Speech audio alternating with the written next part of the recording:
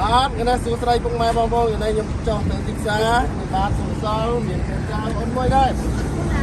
មកណារងកូនស្រី គឺផាឡា កូនស្រី គឺហងលេង មកលេងអូននៅខាងណាដែរ មេព្រៃពេង អូននៅខាងណាខាងណា ខាត់កណ្ដាលមក ហើយសប្បាយចិត្តទេបានដល់មួយមេ សបាយ ចូលទៅទីផ្សារ ចា ថតអត់ អនសបាយ ថតអត់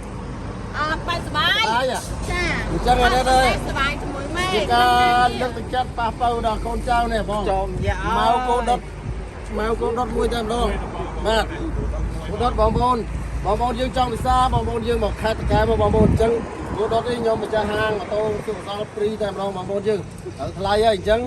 បងប្អូនយើងជឿមិនជឿទល់តែមកដល់ទួលអញ្ចឹងអូន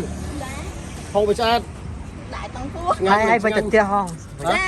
វិញទៅផ្ទះថែមទៀត ចា តែអញ្ចឹងមកប្រម៉ូទកូនដុតបងគូមិនគូកាច់ហ្នឹងគូកាច់ក្បាលបាត់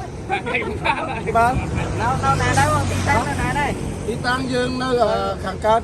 អត់ដូចនៅខាងជើង នៅមុខមូលតកែបង វងមូលតកៅខ្ញុំអត់ទេអត់ដែលបានមកដល់ទីនេះគឺជាលើកទី1អញ្ចឹងមកដល់នេះហើយគាត់ថាកូនចៅគាត់ហត់នឹងការងារដែលចុះធ្វើប្រម៉ូសិនឲ្យអតិថិជនអញ្ចឹងកណែគឺមកក៏ដុតហូបប៉ុណ្ណាបងប្អូនយើងហូបអត់អស់ញ៉ាំអត់អស់ពិសាអត់គូយកបញ្ញាទៅទៀតអញ្ចឹងអរគុណច្រើនបងប្អូនយើងបាទតាមលេខទាំងหมดបងប្អូន